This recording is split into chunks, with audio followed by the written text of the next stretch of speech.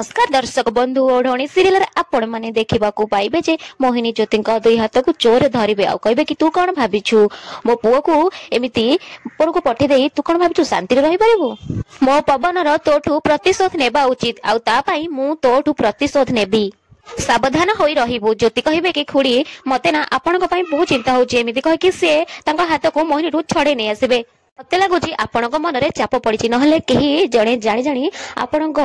खेल खेलुची आपनक सहित। मोहिन कहिबे चिंता तो करिबु तू कारण तो पई मो मन रे बहुत कष्ट हेची पाप करिचु तू पाप आ एबे तार प्रायश्चित केमिति हबो से कथा मो पुओ पवन कहिबो बस खाली अपेक्षा कर अपेक्षा। ज्योति कहिबे ए सब पछरे सतटा कण मु निश्चय खोजी कि बाहर करबी खुड़ी सेतेबेले जीवन आसिकी पहुंची जिबे आ कहबे कि ज्योति चल पूजा पई डेरी होची एहा पर से माने दुई जण पूजा पई बाहर जिबे पटे मानसी आसिकी पहुंची जिबे आ कहबे कि मने मने ए दुई जण जेते एकाठी रहिबे तो सेते निकटतर हे जिबे केमिति आंकु मु अटकेबी। मोहिनी मानसी को कहबे मु जानिची तू से दुई जण को ऊपर रागिछु तो संसार उजाड़ी देई से माने निज वंश बढ़ेबा को जाउछंती